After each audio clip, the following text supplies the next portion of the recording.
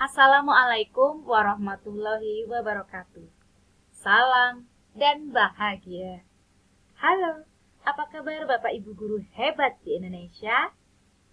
Pada kesempatan kali ini saya akan memberikan presentasi koneksi antar materi, kesimpulan, dan refleksi diri terhadap pemikiran Ki Hajar Dewantoro.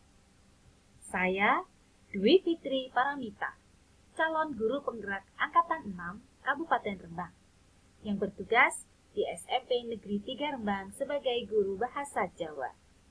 Dengan fasilitator Bapak Edi Suharyono, SPD MTMSI, dan pengajar praktik Bapak M. Sukron, SPD MSI. Bapak Ibu guru hebat, pastinya Bapak Ibu guru sudah tahu siapa itu Ki Hajar Dewantoro.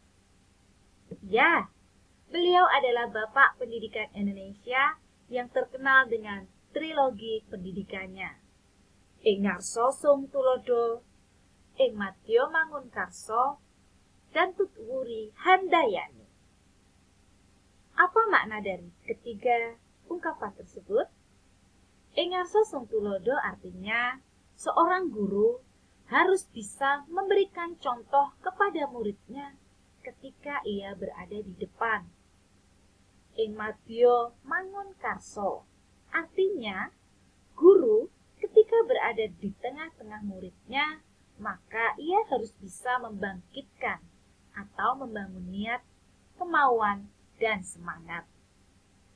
Dan Tutwuri Handayani artinya ketika seorang guru di belakang, maka harus bisa memberikan semangat atau dorongan. Selain itu, Ki Hajar Dewantoro juga memiliki pemikiran bahwa mendidik adalah menuntun. Yang artinya, ketika seorang anak lahir dan tumbuh, dia sudah memiliki kekuatan berupa bakat masing-masing yang berbeda satu sama lain. Pendidik memiliki tugas untuk menuntun, yaitu menuntun agar kekuatan yang berupa bakat tersebut dapat berkembang dengan baik sesuai aturan dan tidak keluar dari norma yang ada. Anak lahir dengan membawa karakter yang baik dan buruk. Maka dari itu, pendidikan memiliki fungsi penting untuk menguatkan karakter baik dan menutup karakter buruk dengan kecerdasan ilmu. Mendidik adalah menuntun. Ki Hajar Dewantoro mengibaratkan peran pendidik seperti seorang petani atau tukang kebun, dan anak-anak seperti biji tumbuhan yang disemai dan ditanam. Anak-anak itu diibaratkan seperti bulir-bulir jagung yang ditanam. Bila biji jagung ditempatkan di tanah yang subur, dengan mendapatkan sinar matahari dan pengairan yang baik, meski biji jagung itu adalah biji jagung yang kurang baik, maka jagung dapat tumbuh dengan baik karena perhatian dan perawatan oleh Pak Tani. Cara Pak Tani menanam jagung, padi, dan ketela pastinya juga berbeda-beda. Tidak mungkin menanam padi di musim kemarau atau menanam padi di tempat yang tidak terendam air. Itulah anak-anak. Mereka terlahir dengan karakter dan bakat masing-masing yang tidak bisa dipukul rata perlakuannya. Ki Hajar Dewantoro juga memiliki pemikiran bahwa dasar pendidikan anak berhubungan dengan kodrat alam dan kodrat zaman. Dalam memaknai kodrat alam, maka seorang pendidik harus peka dalam membaca konteks atau latar belakang sosial dan budaya dari anak yang sedang dididiknya.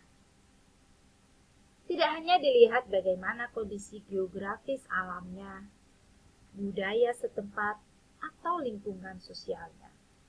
Akan tetapi seorang pendidik juga harus jeli melihat anak dari latar belakang ekonomi dan latar belakang pendidikan di keluarganya.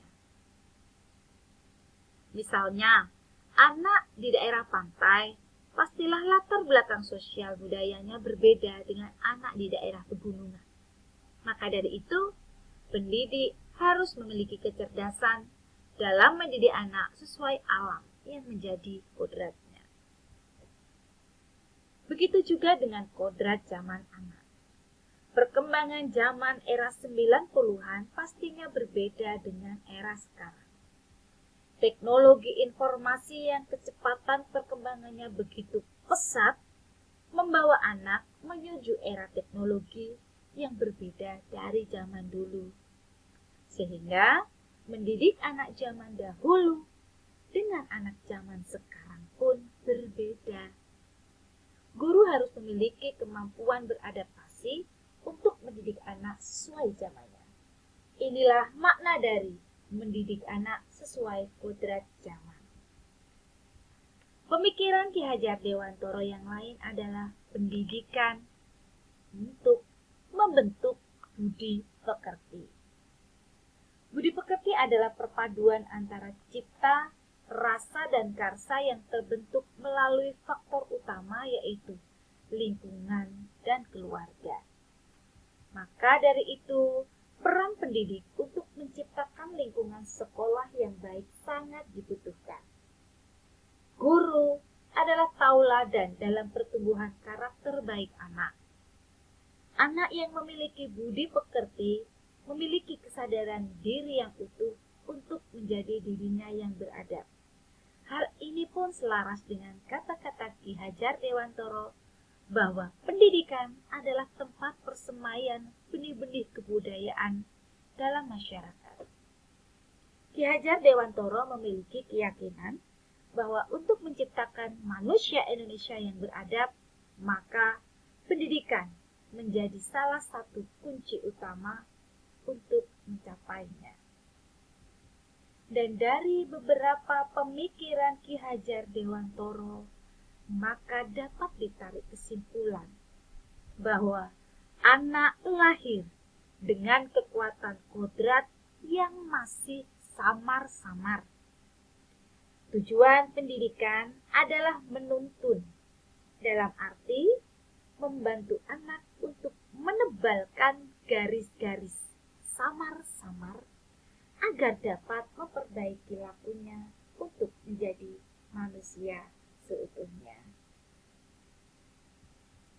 Bapak dan Ibu, sebelum saya mempelajari modul ini, saya memiliki kepercayaan tentang murid dan pembelajaran di kelas. Apa saja pemikiran zaman dulu itu?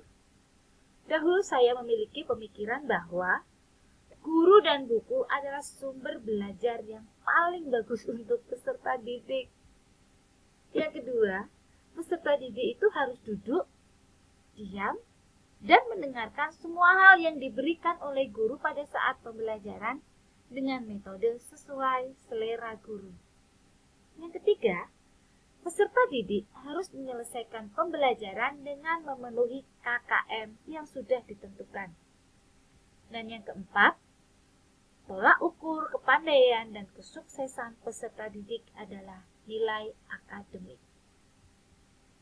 Namun, setelah mempelajari modul ini, ada pemikiran atau perilaku saya yang berubah.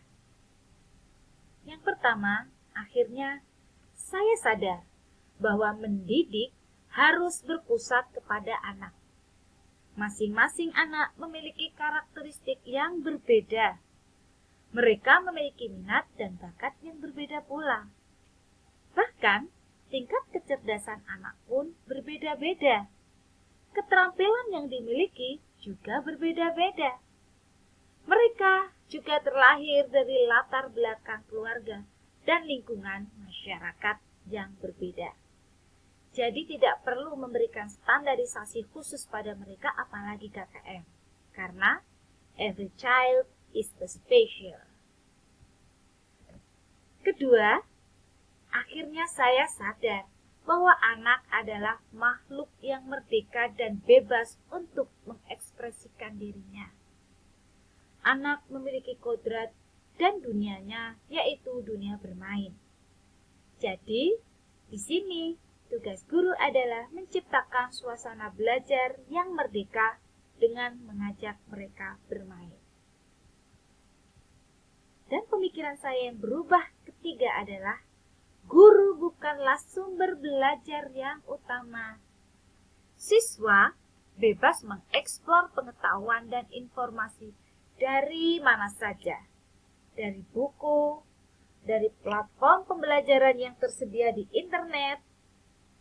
Bahkan, anak bebas mencari sumber informasi dari lingkungannya, bisa melalui wawancara, pengamatan di lapangan, bahkan dari mencoba atau dari pengalaman diri mereka sendiri sesuai dengan kodrat zaman dan kodrat alam mereka. Dan setelah itu akhirnya muncul pertanyaan dalam benak saya. Apa yang akan saya terapkan agar kelas saya mencerminkan pemikiran Ki Hajar Dewantoro? Ya, dan akhirnya saya pun menemukan solusinya. Yang pertama, saya akan mengenali karakteristik anak. Bakat apa yang ia miliki, minat apa yang menjadi passionnya, saya harus jeli. Seperti saya jeli melihat sebuah kertas yang sudah memiliki garis atau pola yang samar. Ketika pola samar itu sudah ditemukan, maka tugas saya adalah membantu anak untuk menebalkannya. Ketika potensi sudah ditemukan, maka tugas saya adalah memunculkan dan mengembangkan potensi anak untuk mencapai hidup yang sebaik-baiknya. Yang kedua, saya akan memusatkan pembelajaran pada anak. Seperti perkataan Ki Hajar Dewantoro bahwa pendidikan adalah menghamba pada anak. Bukan lagi guru yang memaksakan kehendak anak. Guru tidak boleh menggunakan metode lama di mana anak harus mengikuti cara mendidik guru. Namun sebaliknya, gurulah yang kini harus memiliki kompetensi untuk melayani anak sesuai bakat, minat, dan kodratnya. Sudah semestinya anak didik diberi ruang kebebasan yang seluas-luasnya untuk mengeksplorasi potensi diri serta berekspresi secara kreatif agar anak menemukan jalannya sendiri menuju versi terbaik dari dirinya. Dan yang ketiga, saya akan merancang dan melaksanakan pembelajaran yang menyenangkan. Pembelajaran yang menyenangkan adalah ketika anak belajar tetapi serasa seperti bermain. Apalagi dunia anak adalah dunia bermain. Hal ini bertujuan agar anak merasa nyaman dalam belajar dan merasa merdeka untuk mengeluarkan potensi yang ada dalam dirinya. Ya, sekali lagi saya ingin memberikan penekanan bahwa pemikiran Ki Hajar Dewantoro, pendidik adalah penuntun. Menuntun anak menebalkan potensi dan karakter baiknya. Menuntun anak dengan memperhatikan kodratnya dan menuntun anak menjadi manusia seutuhnya yang mampu hidup dengan sebaik-baiknya. Demikian dari saya. Salam dan bahagia dari saya, Dwi Fitri Paramita. Terima kasih.